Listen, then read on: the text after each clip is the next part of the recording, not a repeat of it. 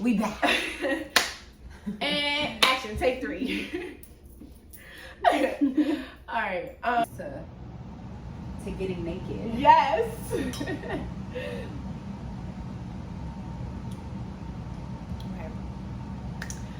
Welcome back, guys. Thank you for tuning in. As you can see, I'm here with my bestest friend, Tenaj. Tenaj. Harry. Oh. She just got married, so you know. Gotta get used to it. Literally just got married a couple months ago. My name is Tenaj. I'm really happy to be on your show. This podcast is really about vulnerability. You're going to be motivated after listening to her story and hearing where she is and where she came from. Ooh, naked with Jay. I like it. Yes. So I'm very, very excited. I'm really grateful to just be on the show. Yeah. To be a part of the experience, and to be able to share with all of y'all. And I guess for folks that don't know me, I'm Tenaj, Jordan's best friend, and amongst a lot of different hats that I wear, and we're gonna really get into it because we're gonna get naked, y'all. But I'm a founder of an award-winning program now called Light to Life, and a 2 times best-selling author to a book called Carry It With You, as well as Resilience 2 times. Now 1, 2 days. Ooh, okay. Another book called Resilience Through Yoga and Meditation. I was a co-author. And so I'm just really here to be a part of the conversation, to be open, and I hope to kind of drop some gems that I think could maybe be helpful for some people, and we're just gonna really have a good time. We're just gonna vibe out. So let's get into this. Let's get started. I'm excited. So we're gonna start off with an icebreaker. Mm-hmm. What's your childhood memory that impacts your adulthood the most? If we're gonna get real deep, Get naked, girl. I think the biggest childhood memory that had like a real serious impact was me witnessing my mom get thrown through a glass table. So that was like a really, and like we just get started, y'all. We're gonna take a drink. You don't got to drink. You might want to pour you one. But I think, like, you know, witnessing any kind of violence as like a child is gonna have an impact on you. How old were you? I would probably say like I was definitely like in my preteens. Okay.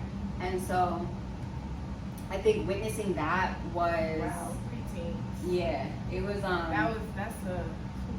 and it's a situation where like it put me in a place that I had to grow up really quick, and in that scenario and the way I responded was to make sure that my mom was okay. Wow.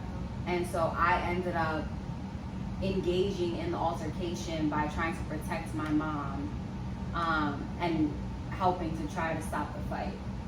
At 11. Yeah, like around that like range. Wow.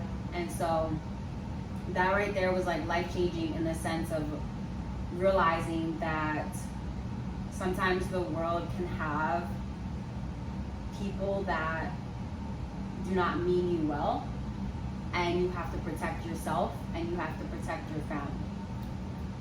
So how do you feel like that affects you today in your relationships, in your life?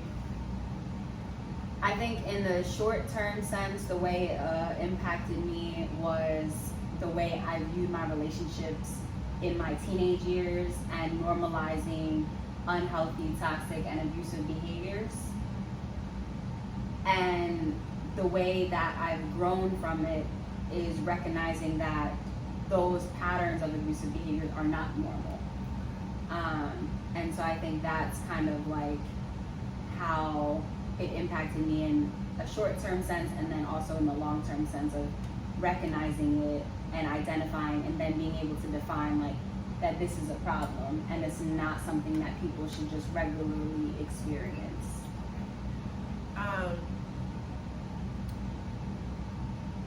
What do you do now to make sure that it doesn't have a negative impact on your life? I think for me, I've taken a lot of my experiences as a catalyst to push me forward in the things that I'm pursuing. And so I think it depends on the person, right? Like it depends on a person and like how they experience things and their interactions with other people. And they can take that as a negative experience and let it impact them in a negative way. Or you could take that negative experience and turn it into something positive.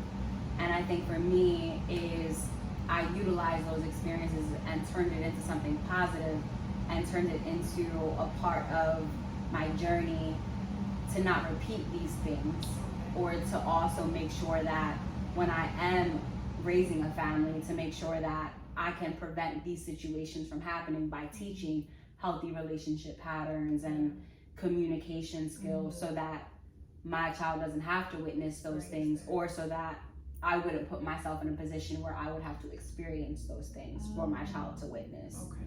And it's not to put the blame on anyone, because I also think like sometimes, you know, my mom came from a different generation. She came from completely different experiences. And so I also realized growing up is that she didn't have an example of a healthy relationship to show her that that's not acceptable. You know what I mean?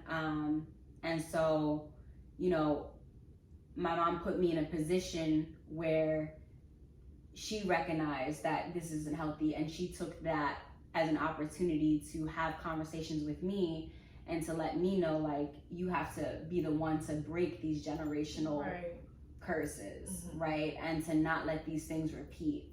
And so I think also it's just like having those transparent relationships with your parents too, but not putting the blame, because it's like they only know what they know. Know what they know. Yeah, that's a big thing. That's a big thing. And a lot of people, it's very hard to let go of your past and look forward. How did you transition and say, I'm going to use this and be positive with it? I think for me, and what I'm hearing you say is like, how do people who maybe suffer or struggle through a hardship or some type of adversity or trauma, how are they able to overcome that and to become resilient, and then to have an impact in others' lives and things like that? And I think for me, it was recognizing that in my early freshman year going into college, that I was experiencing a lot of PTSD and trauma from not only witnessing abuse at home, but also being a survivor of domestic violence myself. Was recognizing that I am in a healing phase and I can't do it alone, and I need a community. And me being able to get to that space, you know, took a lot of time, but it took me to a space where I knew I couldn't figure this out by myself. And so because of that feeling and recognizing that is when I first took that step to say, I know I'm not the only one who is experiencing this. And I know for sure I'm not the only one who has experienced this. And so how do I create a community where I can heal, but also heal through other people? And so that's what it was for me, and that's how Light to Life started. Light to Life essentially was my therapy. Is I healed by telling my story and my story resonating with other people, and that encouraging others to then be open and feel safe and comfortable and have that sense of belonging, to know that they're not alone too, to be able to share their stories. And so essentially as a community, we built this camaraderie, whereas everyone felt as though like we're not alone in this together and we're healing together. Yeah. You're stronger together. I think that definitely answers my question. And I think that'll definitely help a lot of people, because some people, they get stuck. Like, you're stuck and you're just trying to figure it out all by yourself. Join a community, get help. You are not the only one who has experienced whatever you're experiencing. There is a community of people, a group of people, group of women, a group of kids who have gone through the same things. It's like when you are pregnant, there are millions of women who get pregnant and have postpartum. Yeah. You can deal with it by yourself, which is going to be a lot harder, or the first thing they tell you to do is, who is your support system? Make sure you have a support system. Get involved in the community. Take classes. Prepare yourself. And nobody can say you can prepare yourself for any trauma that happens to you, but you have the power now for the future.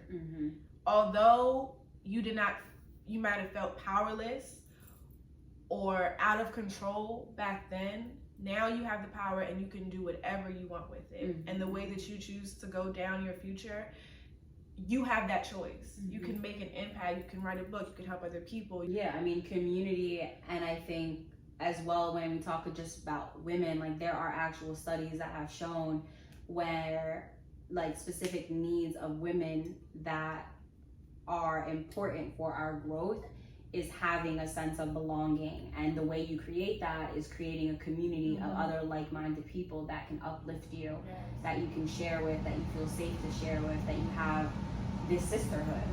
And so I think, you know, when we create spaces like that as women for other women, that you're creating a space to heal. You're creating a space for people to connect. You're creating a space for people to share. And I feel like you're also building your confidence in the sense of like, absolutely, okay, like, I can do it. I can get through this. Because you're being uplifted by other women that may have had similar experiences, and so it gives you a feeling of, I'm not alone experiencing this. You know? No, that's definitely like some real stuff right there. That's some real raw stuff. 100. Like, wow. Oh my gosh. What do you feel like? How do you feel like marriage has changed your life? And how do you feel like marriage has changed the relationships that you have with other people? So I wrote about this in my best-selling book. But I also just recently posted this, and I was saying in my recent posts on Instagram that before I met Jason, my husband, period. Like, just the ability to be able to be like, yeah, my husband. I gotta go home to my husband, y'all. Saying it. Like, you can't say anything like, oh, I gotta leave my boyfriend once we come home. Girl, sit your ass back down. Like, but like, oh, my husband told me I gotta come home. Okay, girl. See you next time. It's a different energy for sure. Yeah. But I will say what has stayed the same in terms of the energy is our energy as two beings together. And when people ask, like, a lot of people have asked, like, how's the married life? Like, what's changed?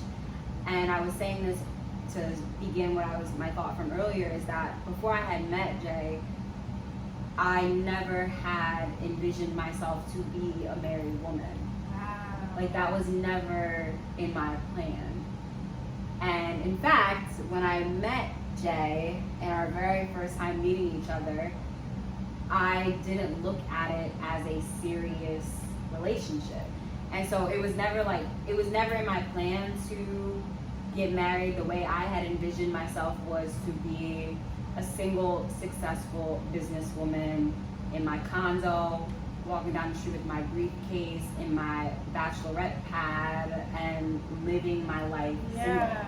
No children. Just that, like, I know, like, the type, I could see what that was the vision that I had before I met him. And then what changes is that when you actually meet the right person, they completely alter your plans and they completely change the way you thought you were going to have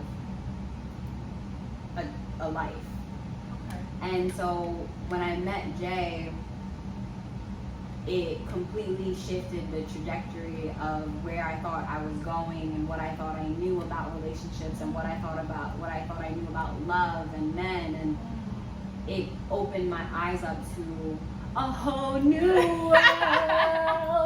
Like, wow. That's literally how I felt about the situation and him. And so I truly believe that when you meet the right person, that you will know that that's the right person, and that right person will completely kind of put like an axe in your plans, and you're like, well, shit. And because there's this saying, Jay-Z said this in one of his interviews, where it's like, show God your plans and he'll laugh. Yeah. You know what I'm saying? Yeah. And that's pretty much what it was. And I am so happy that nothing went planned the way that I had envisioned it. Because if it did, I wouldn't be in a privileged situation. Wow. That's some real shit right there. And I say that I say privilege in the sense of that it's rare to meet your soulmate. Yes, and you know what I can commend you for? It's being able to adapt. Like being able to say like Adapt. You know, like being able to be like, okay, I'm gonna let go of my plans and I'm gonna fall in love with you. I'm choosing you. To grow You know what I'm in love together. To grow, because some people are so stuck on what they envision. No, I gotta have the house first. I gotta have this amount of money. I gotta have this. I gotta have that. And I'm not even gonna date. And you pass so many people by. And so I commend you for really. It doesn't stick to your plan. Your plan does not matter. You can have an outline, yes, but at the end of the day, be open, be flexible. Yeah, flexibility. Your flexibility adaptability allows you to be in the situation you are now.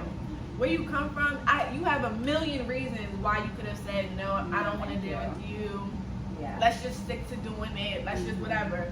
But you were flexible and you were like, yeah, like, no, we're gonna, like, I'm gonna give you a chance, and I'm gonna love again. I'm going to love again after everything that you've been through. I think it's like flexibility, but also like bravery. Oh my gosh, the courage it takes to step out and love again after being in an abusive relationship, being in a toxic relationship, you know, your childhood, watching like the bravery, the courage, all of that, because you like, I can understand why you would have like that prideful mentality of no, like I already know, like look, you saw it when you were a child. I'm gonna do it myself, I'm gonna be by myself, I'm gonna handle this by myself. And you have a million reasons why, and they're valid. I saw it, I experienced it, and I don't want a part of it. And I don't want a part of it, but you didn't allow yourself to fall victim to the situation. And that's something that I feel like a lot of people need to be able to do, is just let go and let God. Oh, I love that. And when you allow yourself to let go and let God, it's such a cliche quote, such a cliche saying, but this is a clear experience of letting go and letting God. You are not in control. You are not in control. Let go of your control and allow him to do his thing. And it might feel very scary, but if you're not scared to do it, then it's not big enough. It's not, what's the saying of, if you're not fearful of your dreams, then you're not dreaming big enough. So if you're not fearful of your next step, if you're not fearful, not for valid reasons, okay? If there are red flags and this man is literally making you scared, or this woman is making you scared, I'm not talking about that. I'm talking about your own personal traumas, and you allowing that to affect your growth. That's what I'm talking about. I also think is understanding that not everybody deserves your presence, and not everybody deserves your trust, as well as your abilities to be able to adapt and your abilities to be able to be resilient. And so you can't just share that with anybody, and that it has to work on both ends, where this person has to also show to you that they are worthy. What I will say is that, like, relationships in general and if you want like a strong, healthy relationship, is that this shit is not for the weak. It is Let's not drink to for the weak. that. Can we drink to that? Because Please. I really, honestly, Oh my gosh. don't let Instagram lie to y'all. Please, okay? Don't let these little couples and these little cute Instagram pages lie to y'all. Don't let Instagram lie to y'all. Don't let these couples pages lie to y'all. A strong, healthy, foundational relationship is not for the weak. It takes work. It takes work on both ends, and it takes consistency throughout the years that you plan on being together. Like, I come from a family that marriage is not a norm. Jason comes from a family where his parents have been together for over 20 plus years. And I come from a family where divorce happened in every single generation. Yeah. At least one time. And I think for me, coming from, similar to what you're saying, is like coming from a situation and a history of relationships where marriage is not a norm. For me personally, I wanted to take a step into my journey and to make things different, because for me, marriage is about building a legacy.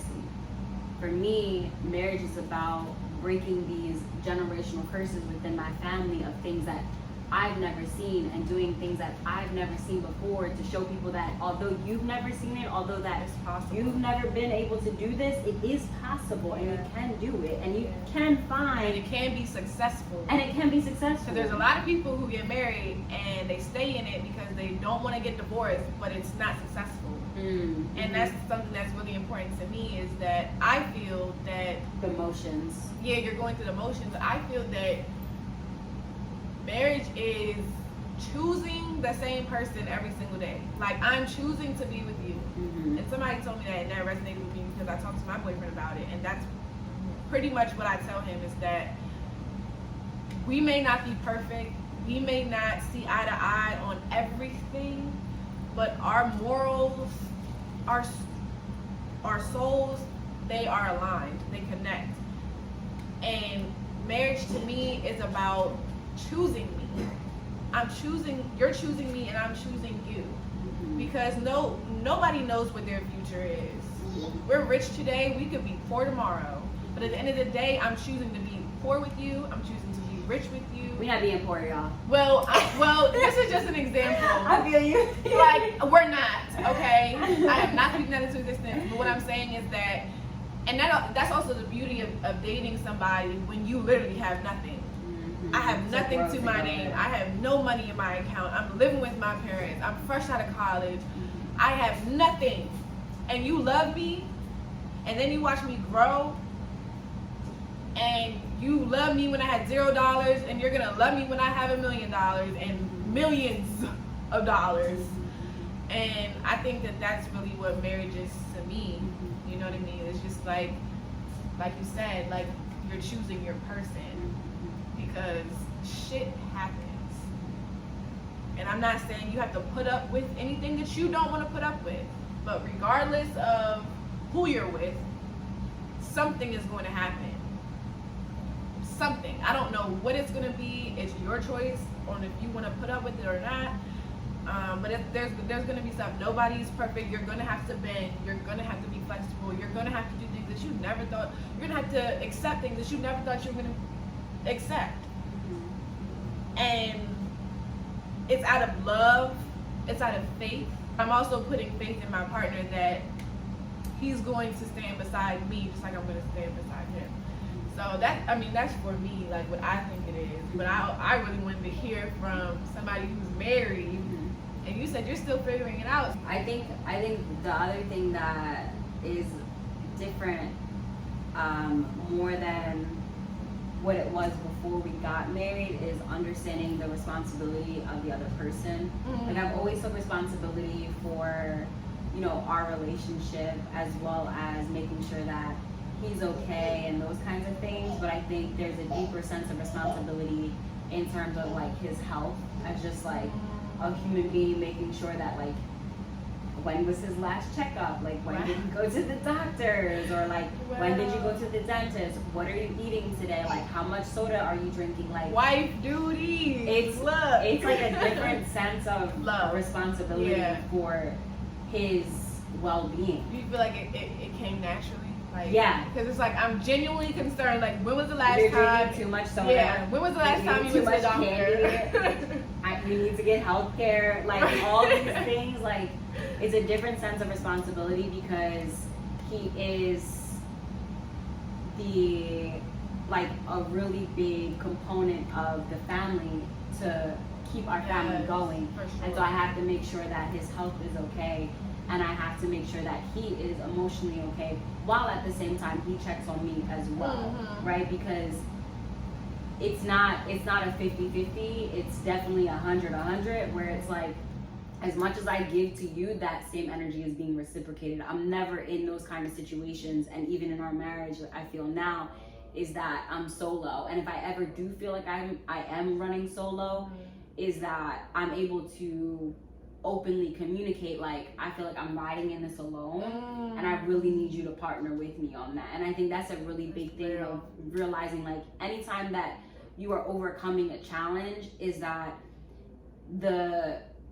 what I've done in the past is I recognize that in arguments or even in disagreements, that sometimes it will almost be as though I'm fighting against this person, when really what's happening is that, like, we're not fighting against each other, we're fighting this problem together. Wow, yeah. And so I think that's another big realization, is understanding that we are in a true partnership, legally binded in this true partnership. So that's like an accountability. Yeah, that's like more so accountability. You know what I'm saying? Like, no, like, when you all get married, it's like we don't have a choice.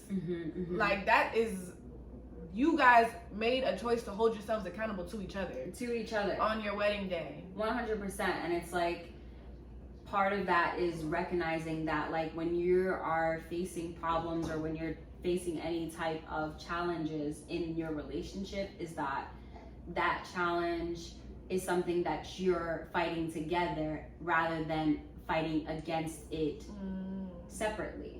Right? And it's like tackling things in a unit as an army. Yeah, and right? And not feeling as though that you guys are fighting against it, where it puts you in a position where you're fighting each other.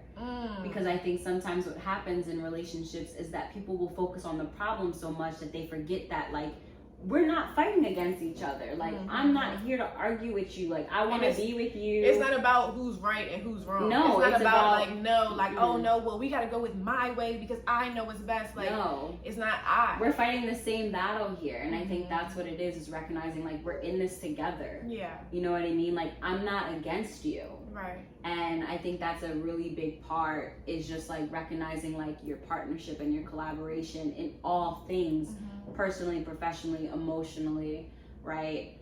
All facets that marriage has to bring. And again, like, I'm not perfect, right? Like, and I've only been married now for 3 months. So I have so much more to learn, but these are things that I've learned that I've been able to transfer over into our marriage that has begun to evolve in a different sense of accountability and responsibility. Wow, that's real. So for any of y'all thinking about getting married, it's not for the weak. Listen up. It's not for the weak. Listen up. Yes, no, that's real. Thank y'all so much for tuning in. I will put all of our Instagram, our TikToks, all her business pages. Thank you so much for coming. She will be back.